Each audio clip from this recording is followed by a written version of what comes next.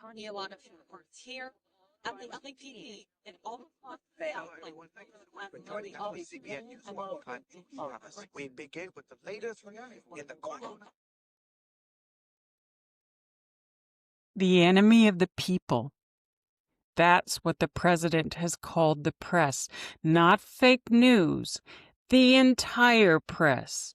Reporters doing their jobs, asking questions, investigating, holding power accountable. In a functioning democracy, the press is called the fourth estate. It's a check on government power. It's how citizens learn what their government is doing. But what happens when the government attacks the press? When officials threaten journalists with prosecution? When they revoke press credentials for asking hard questions? When they call for media outlets to lose their broadcast licenses? And what happens when the government begins to favor one religion over others? When policy is driven by religious doctrine rather than constitutional principles? When public officials claim divine authority for their actions? These aren't hypothetical questions. This is happening now. Welcome back to Ethos Trek. I'm Sera, and this is episode 2 of Rights Under Siege. The First Amendment Under Fire.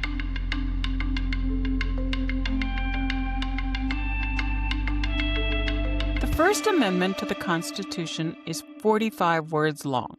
Let me read them to you.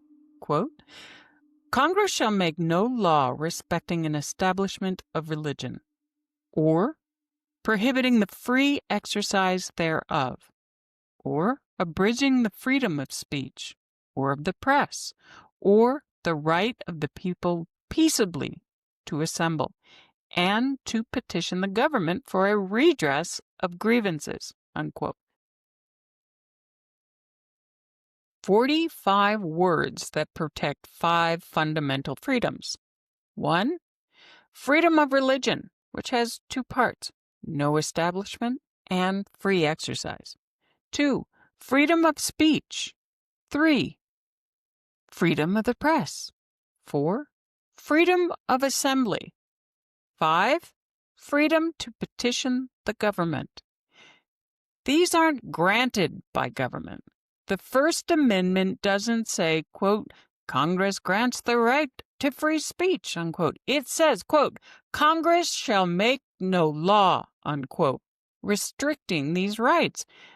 They pre-exist government. Government's job is to protect them, not permit them. Why did the framers put these specific protections first? Because they had lived under a government that punished dissent, that had a state religion, that prohibited assembly, that censored the press. They knew that democracy cannot survive without these freedoms. You cannot have a government by consent of the governed if people can't speak freely, if the press can't report on what government does, if people can't criticize their leaders. Let's look at international law. The Universal Declaration of Human Rights, Article 19, states, quote, Everyone has the right to freedom of opinion and expression. This right includes freedom to hold opinions without interference and to seek, receive, and impart information and ideas through any media, and regardless of frontiers, unquote. Article 18 protects freedom of thought, conscience, and religion. And Article 26 establishes the right to education, stating that education, quote, shall promote understanding, tolerance, and friendship among all nations, racial or religious groups, unquote. Now, why does press freedom specifically matter? In 1971, the Supreme Court decided New York Times Company v. Sullivan, which established that public figures must prove, quote-unquote, actual malice to win defamation suits against the press. The court recognized that vigorous debate about public officials is essential to democracy, even if that debate is sometimes harsh or mistaken. Justice William O. Douglas wrote, quote, "The dominant purpose of the First Amendment was to prohibit the widespread practice of governmental suppression of embarrassing information," unquote. Think about that. The First Amendment exists specifically to protect information that embarrasses the government. In 1963, the court decided Bantam Books, Inc. v. Sullivan, which established that even informal government pressure on publishers, not just formal censorship, can violate the First Amendment. The government can't threaten or intimidate publishers into silence. This principle matters today. If government officials threaten media companies with regulatory retaliation, that's a First Amendment violation, even if they never actually carry out the threat. The chilling effect itself is unconstitutional. Now, let's talk about the Establishment Clause, the part that says, quote, "Congress shall make no law respecting an establishment of religion," unquote. This doesn't mean officials can't be religious. It means government cannot favor one religion over others, cannot coerce religious observance, and cannot become excessively entangled with religion. The 1971 case Lemon v. Kurtzman established a three-part test. 1. Government action must have a secular purpose. 2. Its primary effect must neither advance nor inhibit religion. 3. It must not create excessive government entanglement with religion. This is why we don't have mandatory prayer in public schools, why government can't fund religious instruction, why courts can't display the Ten Commandments as religious doctrine rather than historical document. The principle is simple. In America, you can practice any religion or no religion. The government doesn't get to choose for you. Let's document what we're seeing. Rhetoric and threats. The president and other officials have repeatedly called the press, quote, "the enemy of the people," unquote. This isn't just rhetoric. It's dangerous. Enemy of the people has a specific historical meaning.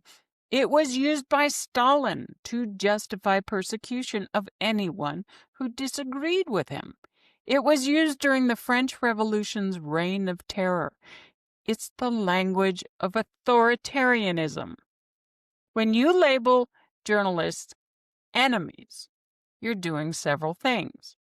You're delegitimizing factual reporting, encouraging violence against reporters, creating permission for government retaliation, priming the public to accept censorship.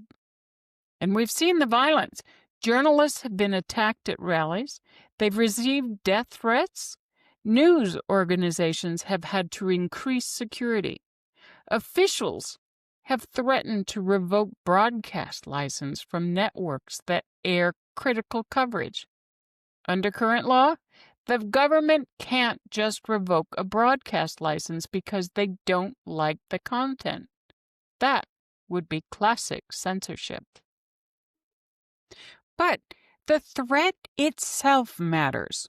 Media companies have shareholders. They have advertisers. When government officials threaten their business, even if the threat is legally empty, it creates pressure to soften coverage.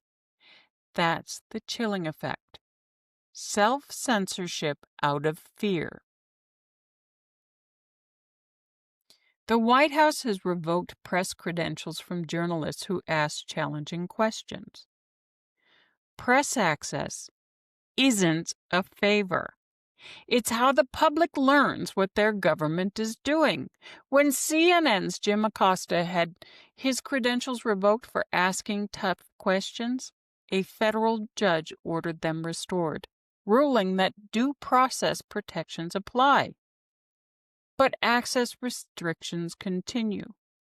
Press briefings become less frequent. Questions are screened. Reporters who write critical stories find their calls unanswered. This is death by 1,000 cuts. Each incident seems small, but collectively they undermine the press's ability to hold power accountable. Prosecuting sources and journalists. There's been an unprecedented increase in prosecuting whistleblowers under the Espionage Act, a World War I-era law designed to stop foreign spies, now used against people who leak information to the press. When sources fear prosecution, they stop talking. When journalists fear prosecution for doing journalism, they self-censor. The Obama administration prosecuted more people under the Espionage Act than all previous administrations combined. But these included people like Edward Snowden and Chelsea Manning. The Trump administration continued this trend. The pattern transcends party. Some of you might be thinking, but what about classified information? What about national security? Valid questions. But what about it? Here's the problem. The government classifies millions of documents every year. Trump lifted a lot of classified information and kept it in his bathroom at Mar-a-Lago. We do have to wonder then about the classified ranking system and what is being classified if he was not charged for that breach. We only know about illegal and NSA surveillance because of whistleblowers. We only know about torture programs because of whistleblowers. We only know about war crimes because of whistleblowers. If we prosecute everyone who reveals government wrongdoing, we'll never know about government wrongdoing. The complication comes when wrongdoing and maneuvers against adversaries collide. But that goes back to needing functional branches of government. Propaganda and disinformation. When government officials consistently lie, label facts as, quote, fake news, unquote, and spread disinformation, they're attacking the very concept of truth.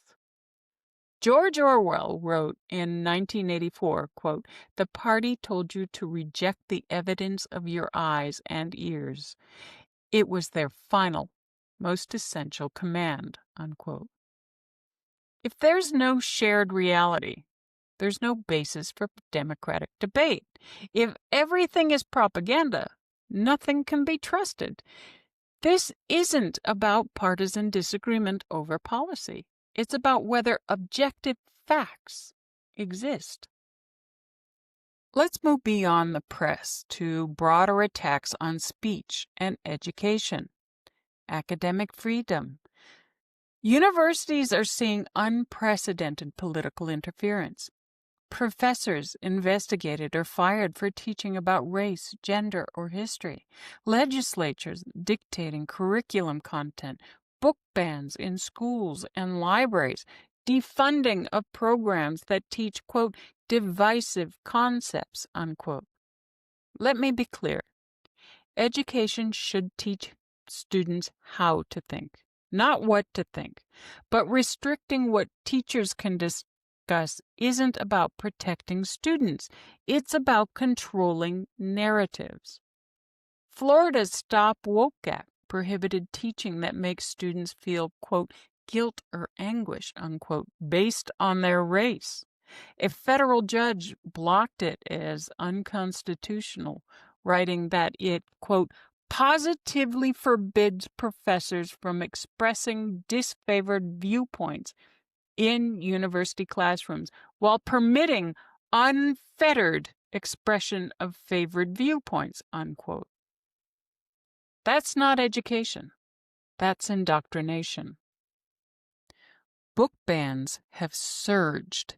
Penn, P-E-N, America, documented over 1,500 book bans in the 2021-22 school year alone. The books being banned? Mostly by authors of color or LGBTQ+ authors, dealing with themes of race, gender, and sexuality. We're not talking about pornography here. We're talking about The Diary of Anne Frank, Beloved by Toni Morrison, books about the civil rights movement. When you ban books, you're not protecting children. You're deciding which ideas they're allowed to encounter. You're telling students that certain perspectives, certain histories, certain people don't matter. Article 26 of the Universal Declaration says education should promote, quote, understanding, tolerance, and friendship among all nations, racial or religious groups, unquote. Banning books that teach about racism or LGBTQ+ experiences does the opposite. Chilling effect on dissent.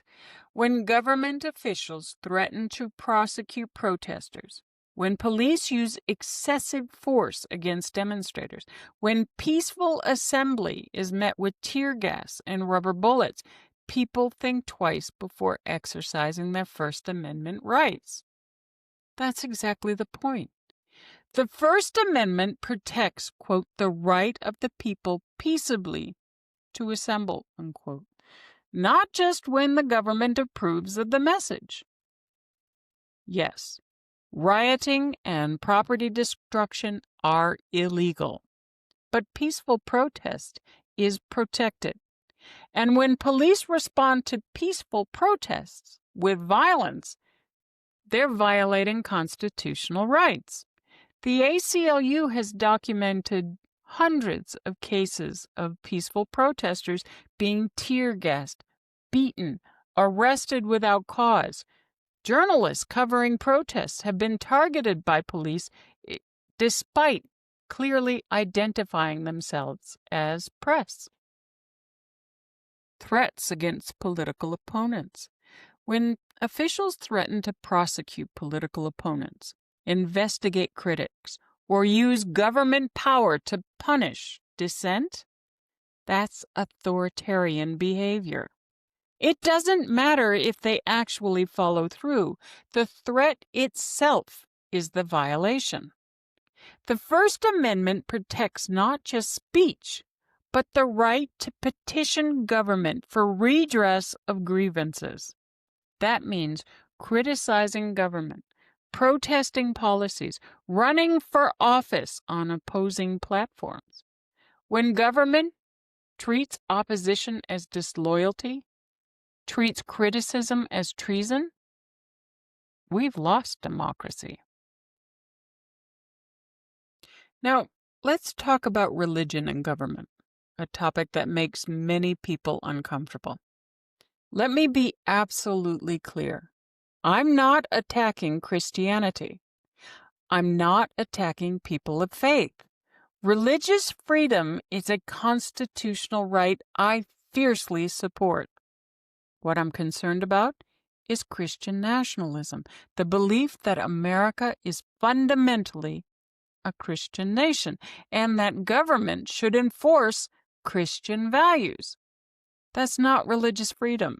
That's religious establishment, and it violates the First Amendment. What is Christian nationalism? Christian nationalism isn't the same as being Christian. It's a political ideology that claims America has a special covenant with God, argues that separation of church and state is a myth, seeks to privilege Christianity in law and policy, often conflates being Christian with being patriotic, sometimes claims divine authority for political leaders. Millions of Christians reject Christian nationalism. They understand that religious freedom requires government neutrality. Current violations. We're seeing public schools forcing prayer or religious instruction. Government funding diverted to religious schools without secular alternatives. Religious tests for public office, explicit or implicit. Laws based purely on religious doctrine rather than secular purpose. Government officials claiming divine mandate for their policies.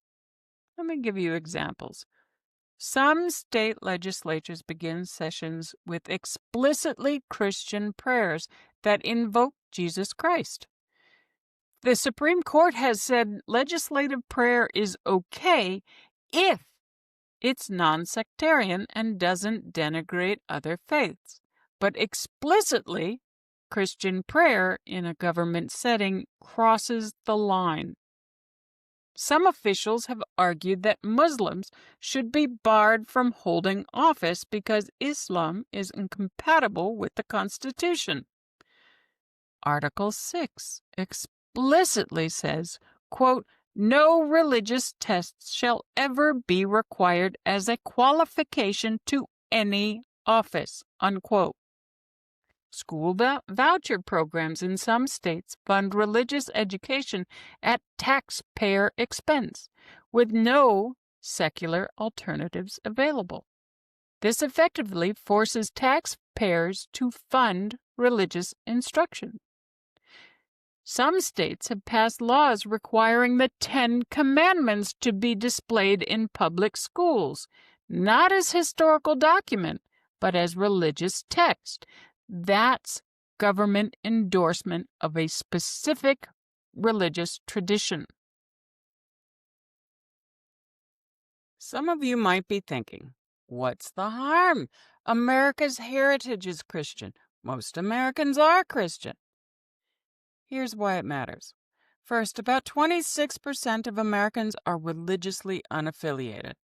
Millions more are Muslim, Jewish, Hindu, Buddhist, or other faiths. They're Americans too. Their tax dollars fund government.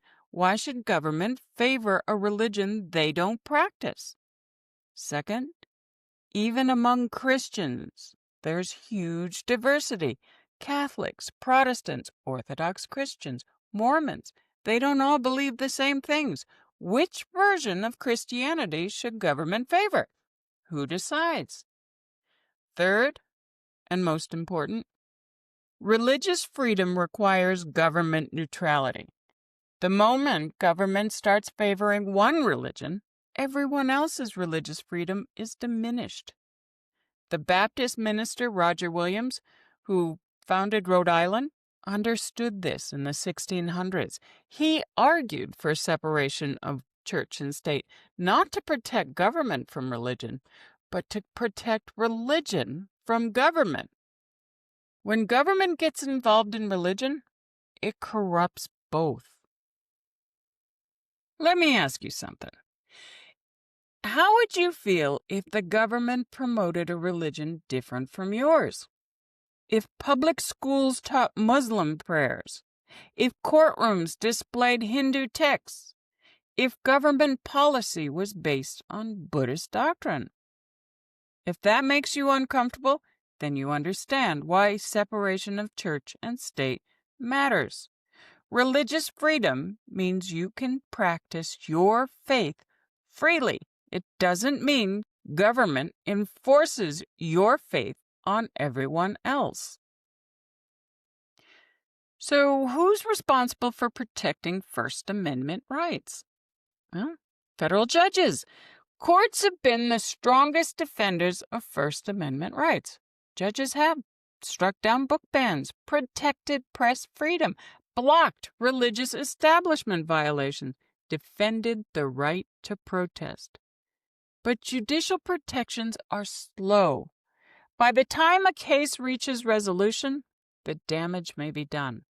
And if the judiciary becomes politicized, these protections weaken. Members of Congress have a duty to act. Congress can hold hearings on threats to press freedom, pass shield laws protecting journalists and sources, investigate attacks on academic freedom, defend separation of church and state through legislation, use oversight powers to check executive overreach. But again, this requires political will, and we haven't seen a whole lot of that. Journalists and media organizations. The press itself must resist. When threatened, they must report harder, not softer. When access is restricted, they must find other sources. When officials lie, they must document the truth. Some media organizations have risen to this challenge. Others have bent, and those reporting the truth have been fired. This is why we need to support independent journalism, nonprofit news organizations, investigative reporters. Democracy requires a free press. Educators and academic institutions, teachers and professors must defend academic freedom. Universities must support faculty who face political pressure. They must resist legislative overreach. When professors are fired for teaching accurate history, when schools cave to political pressure, academic freedom dies. Civil liberties organizations, groups like ACLU, PEN, PEN, America, Freedom Forum, Foundation for Individual Rights and Expression, Americans United for the Separation of Church and State. They're fighting these battles in court and in public. They need support. All of us. Here's the thing about the First Amendment. It protects everyone, but only if we all defend it. If you stay silent when someone else's speech is suppressed, don't be surprised when yours is next. If you support book bans when they target ideas you dislike, don't be shocked when your preferred books are banned. If you cheer when the press is attacked for reporting things you don't want to hear, remember, they're also the ones who'll report when government comes for you. First Amendment rights are universal, or they're meaningless. Here are some questions for critical thinking. First, the chilling effect question. If journalists, educators, or citizens fear retaliation for speaking out, does it matter whether the threat is carried out? How does fear alone restrict freedom? Think about self-censorship. When you don't say something because you're afraid of the consequences, your speech has been suppressed, even if no one explicitly silenced you. Second, testing principles. Are you willing to defend free speech and press freedom for people and outlets you disagree with? Why is that principle important, even when it's uncomfortable? If you support free speech when you agree with the speaker, you don't support free speech. You support your speech. Third, church and state. How would you feel if the government promoted a religion different from yours? Does that help you understand why separation matters? Put yourself in the shoes of a religious minority. That's the test. Fourth, democratic necessity. Can democracy function without a free press and the ability to criticize those in power? What historical examples inform your answer? Every authoritarian regime starts by attacking the press and criminalizing dissent. Every single one. So what can you do to support the First Amendment? Well, here's some immediate actions. Support independent journalism. Subscribe to newspapers. Donate to nonprofit news organizations. Pay for quality journalism, if you can. If we don't, who will? ProPublica, the Marshall Project, online independent news sources like the Midas Touch Network, or Brian Tyler Cohen, or the Bulwark. Subscribe to content creators that you enjoy. I've mentioned Hawk Podcasts, the Bulwark, and Tennessee Brando in previous videos. I will leave @s to their channels below. Support local investigative news. These organizations rely on reader support. I subscribe to Ground News, and no, I'm not affiliated with them in any way, or do I get paid by them. But Ground News has a feature that allows me to see if an article is skewed in one direction or another. Amplify suppressed voices. Share reporting from journalists facing threats. Use whatever platform you have: social media, conversations, letters to the editor. Attend school board meetings, especially if there are book bans or curriculum restrictions in your area. Speak up for intellectual freedom. The people trying to ban books show up, so must we. What can you do for ongoing engagement? Contact representatives about specific threats to press freedom or First Amendment violations. Reference specific incidents. Like, I'm calling about the threat to revoke broadcast licenses. Or, I'm calling about the book ban in our school district. Or, I'm calling about religious displays in the courthouse or the school. Specific calls have specific impacts. Support civil liberties organizations. ACLU, PEN America, Freedom Forum, Foundation for Individual Rights and Expression, Americans United for Separation of Church and State. They're doing the legal work. Use your own voice. Write letters to the editor. Write op-eds. Start a blog. Speak at public forums. Exercise the very freedoms under threat. The First Amendment is a muscle. If you don't use it, it atrophies. For long-term commitment, media literacy education. Help others, especially young people, distinguish credible journalism from propaganda. Teach critical thinking. Model consuming diverse sources. Attend public forums. City councils, town halls, school boards. These are where policies get made and where your voice matters most. Build coalitions. First Amendment defense requires strange bedfellows. Work across ideological lines to protect these universal rights.